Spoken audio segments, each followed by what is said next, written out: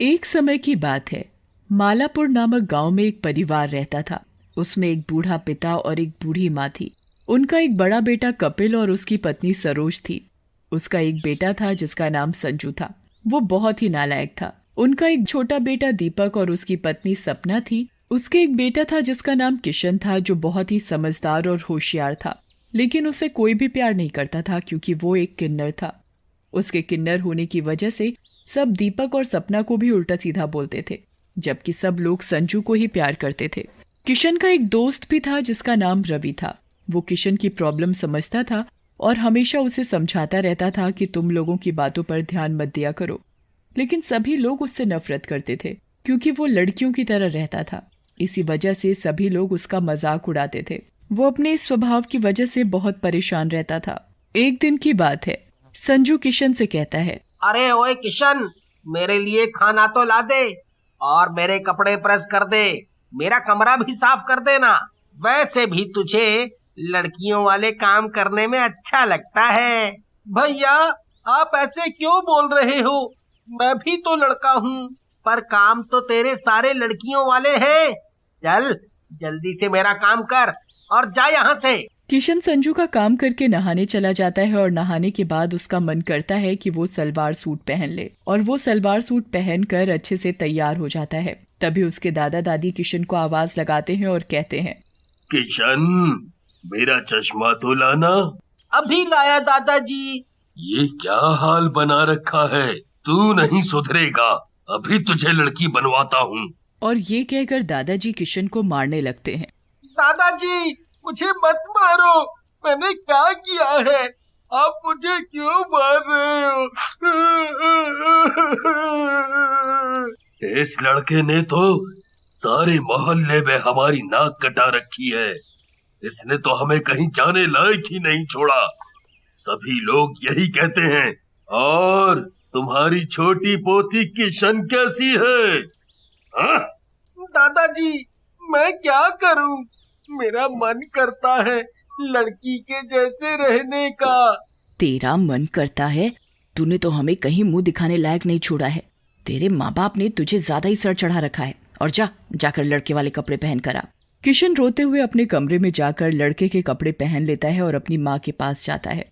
और किशन अपनी माँ से कहता है, माँ, मैं किन्नर क्यों हूँ?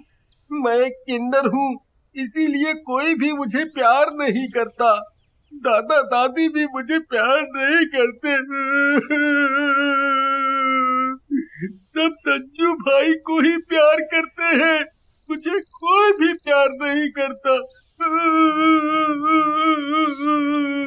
करते हैं ना, तेरे पापा और मैं तुझे बहुत प्यार करते हैं। तू तो मेरा प्यारा बेटा है। बेटा, तू जैसा भी है बहुत अच्छा है। तू मेरा राजा बेटा है, राजा बेटा। माँ, स्कूल में सभी बच्चे मेरा मजाक उड़ाते हैं। सब मुझे चिढ़ाते हैं, कहते हैं, ओए लड़की, इधर आ। कहने दे बेटा, तू उनकी बातों पर ध्यान मत दिया कर। माँ, आप ही बताओ ना, मैं एक किन्नर हूँ तो इसमें मेरी क्या गलती?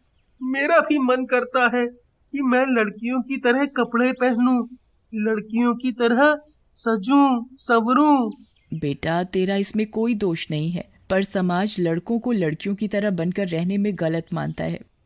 माँ, कल हमारे स्कूल में पार्टी है, पर मैं पार्टी में नहीं जाऊंगा।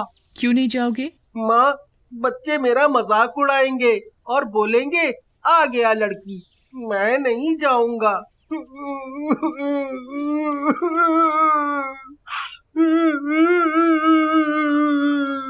और किशन रोने लगता है। किशन बेटा, दिल छोटा नहीं करते। तुम्हें जाना चाहिए और सबका सामना करना चाहिए। तुम किसी से कम नहीं हो, तुम भी उनके जैसे ही हो।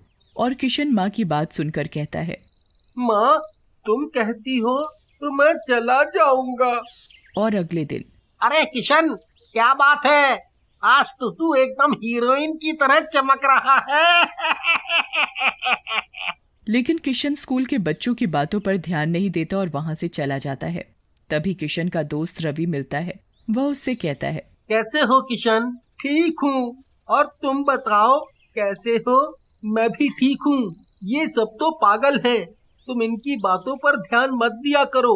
जब इनको तुम्हारी जरूरत होती है तो ये सब तुम्हारे आगे पीछे घूमते हैं और बाद में तुम्हारा मजाक बनाते हैं। तुम भी अब इनकी कोई मदद मत करना।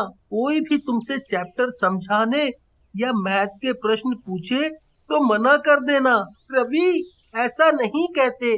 कोई बात नहीं, जाने दो। मैं इनकी बातों का बुरा नहीं मानता। पता नहीं भगवान ने मेरे साथ ऐसा क्यों किया, मुझे किन्नर क्यों बनाया। तभी किशन की क्लास के बच्चे आ जाते हैं और वो किशन को देखकर हंसने लगते हैं और कहते हैं,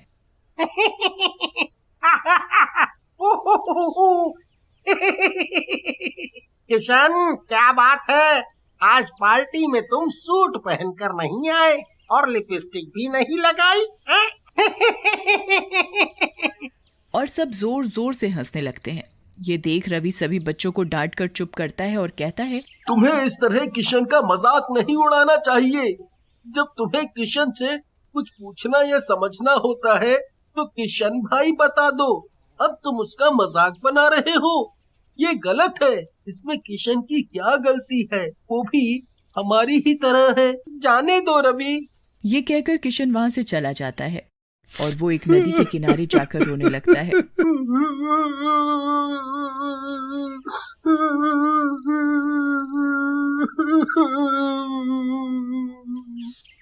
मेरा जीने का कोई मतलब नहीं। सभी लोग मुझसे नफरत करते हैं। मेरे दादा दादी, मेरा भाई। मन करता है कि मैं मर जाऊं। गुस्से में आकर किशन नदी में कूद जाता है। उस नदी के किनारे एक पीपल का पेड़ होता है। उसी पेड़ पर एक चुड़ैल बैठी हुई ये सब नजारा देख रही होती है और वो नदी में कूद जाती है और किशन को बचा लेती है। तुम मरना क्यों चाहते हो? चुड़ैल, तुम तो चुड़ैल हो। तुमने मुझे क्यों बचाया? क्योंकि मैं एक अच्छी चुड़ैल हूँ। मैं भी एक किन्नर था। मेरा भी सभी लोग मजाक उड़ाते थे। एक दिन मैंने दुखी होकर नदी में कूदकर अपनी जान दे दी। मेरे मरने के बाद मेरे माँ बाप ये सदमा बर्दाश्त नहीं कर पाए और वो भी मर गए। तब से मैं चुड़ैल बनकर इसी पेड़ पर बैठी हूँ। मुझे मर जाने दिया होता। मैं जीना नहीं चाहता। सभी लोग मेरा मजाक उड़ाते हैं क्योंकि मैं एक किन्नर हूँ। किन्नर होना क्या गुनाह है? मेरे भैया, मेरे दादा दादी, मेरे दोस्त सभी मुझे लड़की कहकर चिढ़ाते हैं। अच्छा, ये बात है। तुम चिंता मत करो, मैं हूं ना, सब ठीक हो जाएगा। अब तुम अपने घर जाओ। और किशन अपने घर चला जाता है और घर जाकर वो सो जाता है। अगले दिन सुबह सुबह संजू चिल्लाता हुआ, मेरे हाथों में मेहंदी कैसे लगी और मेरे लिपस्टिक बिंदी किसने लगाई?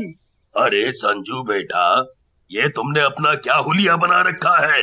पता नहीं दादाजी, ये सब कैसे हो गया? जाओ, जाकर अपना मुंह धोकर आओ। और संजू बाथरूम में अपना मुंह धोने चला जाता है।